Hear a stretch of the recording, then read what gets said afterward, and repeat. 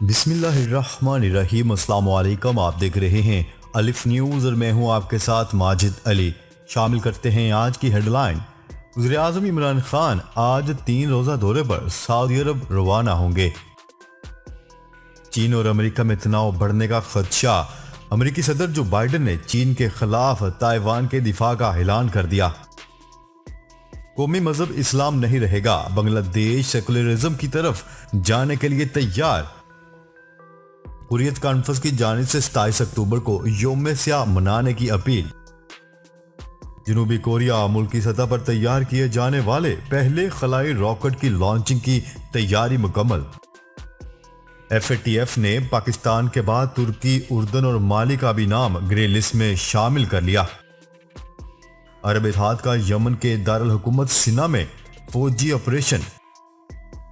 पाकिस्तान अफगान भाइयों की इंसानी बुनियादों पर मावनत जारी रखेगा, वज़ीर ख़ारजा शाह महमूद कुरैशी।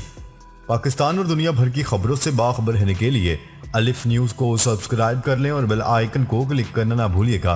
नाजरीन, अपनी आरा का इजहार कमेंट सेक्शन में लाजमी कीजिएगा। हेडलाइंस आपने जानी, अब बढ़ते हैं खबरों की तफसीलात की तरफ। वज़ीर-ए-आज़म इमरान खान सऊदी वली अहद शहजादा मोहम्मद बिन सलमान की दावत पर आज सऊदी अरब के 3 रोज़ा दौरे पर रवाना हो रहे हैं।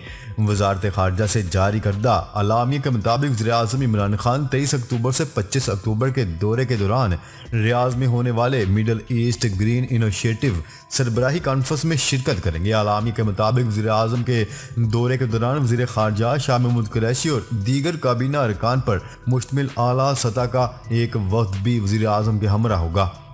सरबराही कॉन्फ्रेंस के दौरान वज़ीर-ए-आज़म इमरान खान माहौलियाती तब्दीली की वजह से तरक्की पजीर ममालिक को दरपेश चैलेंजेस पर अपना नुक्ता नज़र बयान करेंगे। वज़ीर-ए-आज़म इस मौका पर माहौलियाती चैलेंजेस से निपटने के लिए कुदरती तरीकों पर मबनी पाकिस्तानी तजर्बात पर भी रोशनी डालेंगे। MGI सरबराही कॉन्फ्रेंस सऊदी वली अहद और वज़ीर दिफा शहजादा मोहम्मद बिन सलमान की इमा पर मुनक्किद की जा रही है। ये मशरिक़ वस्ता में अपनी नोयत की पहली ऐसी कॉन्फ्रेंस होगी। याद रहे कि इस साल मार्च में सऊदी वली अहद ने ग्रीन सऊदी अरब और ग्रीन मिडल ईस्ट के नाम से मंसूबे शुरू किए थे। इनका मकसद कुर्रार्ज़ और कुदरती हयात का तहफ़्फ़ुज़ है।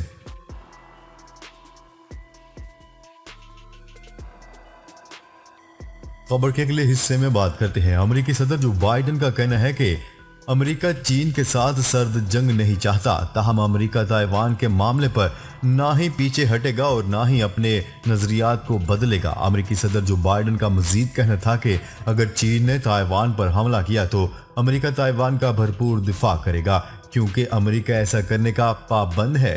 जबकि चीन और रूस समेत पूरी दुनिया जानती है कि अमेरिका के पास सबसे ज्यादा ताकतवर फौजी कुव्वत है। 2 हफ्ते कबल चीनी सदर ने ताइवान को दोबारा अपना हिस्सा बनाने का ऐलान किया था। चीनी सदर का कहना था कि मादरे वतन के मुकम्मल इत्तेहाद का तारीखी फरीजा पूरा होना चाहिए और यकीनी तौर पर पूरा किया जाएगा। बीजिंग ने इत्तेहाद के हिस्सों के लिए ताकत के मुमकिन इस्तेमाल को मुस्तरद नहीं किया। उन्होंने मजीद कहा था कि ताइवान को दोबारा अपना हिस्सा बनाने का अमल पुरअमन तरीके से होगा। जजीरे की किस्मत का फैसला वहां के लोगों के हाथ में है। वाज़ेह रहे कि ताइवान खुद को एक अलग और खुद मुख्तार रियासत कहलाता है, जबकि चीन का दावा है कि ताइवान चीन का सूबा है।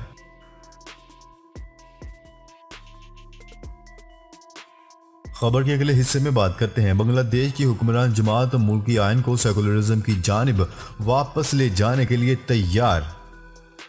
गैर मुल्की खबरसां इदारे की रिपोर्ट के मुताबिक हुकूमती वजीर मुराद हसन ने बताया है कि 1972 के सेकुलर आइन की तरफ पलटने के लिए नई तरमीम जल्द पार्लियामेंट में पेश की जाएगी। इस तरमीम के बगैर किसी रुकावट के ऐवान से मंजूर होने का इम्कान है और इस इकदाम से इस्लाम बांग्लादेश का कौमी मजहब नहीं रहेगा। रिपोर्ट के मुताबिक बांग्लादेश में शेख हसीना की हुकूमत ने शेख मुजीबुर रहमान के दिए गए 1972 के आइन को वापस लाने का फैसला किया है। वज़ीर इत्तलात मुराद हसन का कहना है कि मुल्क में 1972 का आइन वापस लाया जाएगा और इस्लाम को बतौर कौमी मजहब कबूल नहीं किया जाएगा। बांग्लादेश की पार्लियामेंट में हुक्मरान जमात बांग्लादेश अवामी लीग को अक्सरियत हासिल है, इसलिए इसे इस तरमीम की मंजूरी में कोई मुश्किल नहीं होगी।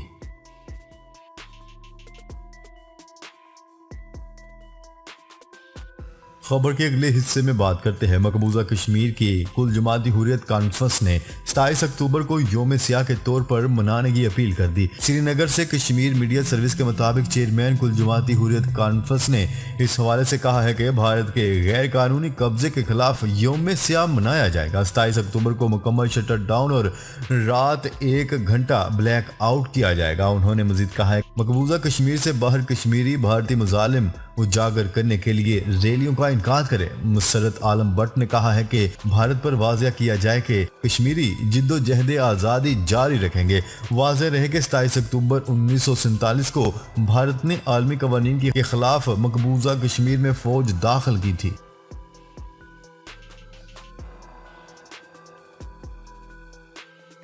खबर के अगले हिस्से में बात करते हैं जनूबी कोरिया ने मुल्क की सतह पर तैयार करदा पहले हवाई रॉकेट का लॉन्च करने की तैयारी कर ली।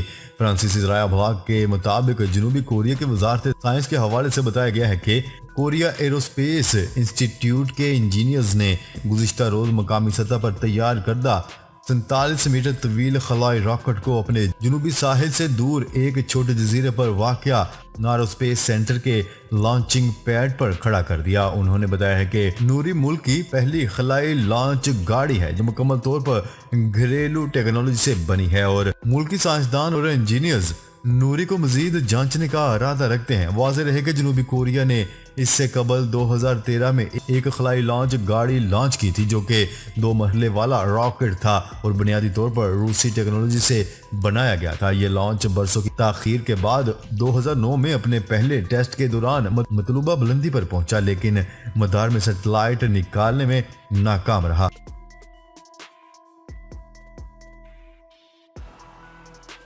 खबर के अगले हिस्से में बात करते हैं FATF ने तुर्की, उर्दन और माली को भी ग्रे लिस्ट में शामिल कर लिया जबकि बोत्सवाना और मॉरिशस को ग्रे लिस्ट से निकाल दिया।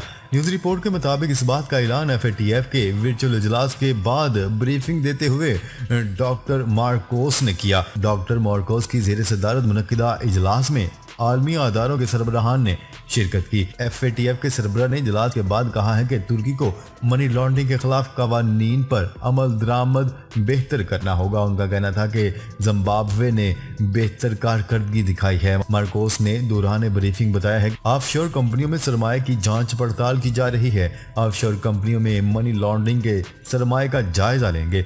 उन्होंने कहा है कि मनी लॉन्ड्रिंग की रोकथाम के लिए मुश्तरका कोशिशें कर रहे हैं। उनका मजीद कहना था कि मनी लॉन्ड्रिंग की रोकथाम में पेंडोरा पेपर्स ने भी मामनत की। वाज़ेह रहे कि FATF एक आलमी अदारा है।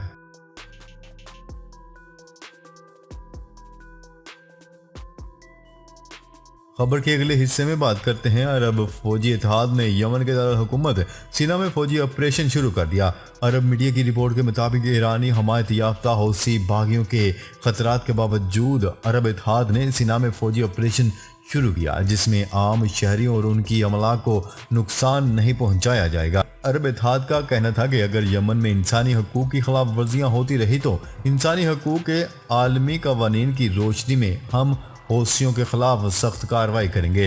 गुज़िश्ता चंद माह के दौरान हमने यमन में इंसानी हकूक की संगीन खिलाफ वर्जियों पर इंतहाई सब्र व तहम्मुल का मुजाहरा किया है। हमारा मकसद यमन के तनाज़ा का पुरअमन हल, सियासी हल निकालना है और इसके लिए आलमी कोशिशों में ताउन करना है। अरब इत्तेहाद के तर्जुमान तुर्की अल-मालकी का कहना है कि आलमी कानून की रोशनी में ये ऑपरेशन शुरू किया गया है जिसमें आम शहरियों को नुकसान से बचाने के लिए हिफाजती इक़दाम किए गए हैं।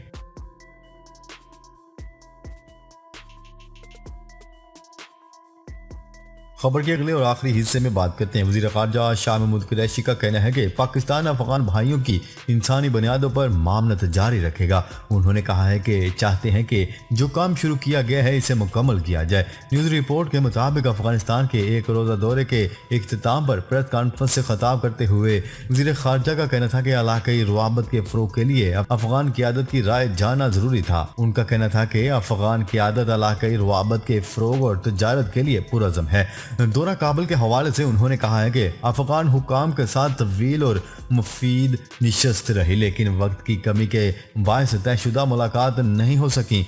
ताहम हामिद करजई, डॉक्टर अब्दुल्ला और गुलबुद्दीन हिकमत यार से टेलीफोनिक गुफ्तगू हुई। वज़ीर ख़ारजा ने कहा है कि मुलाकातें बहुत अच्छे दोस्ताना माहौल में हुई। उन्होंने इस अज़म का अहदा किया कि मुश्किल की इस घड़ी में पाकिस्तानी कौम अफगानिस्तान के साथ खड़ी है। उनका कहना था कि अफगान क़यादत ने मुश्किल वक्त में साथ देने पर पाकिस्तान के ताउन को सराहा। जी तो नाजरीन, अब तक के लिए इतना ही। मजीद खबरें लेकर बहुत जल्द आपकी खिदमत में हाजिर होंगे। तब तक के लिए अपना ख्याल रखिएगा। अल्लाह निगहबान।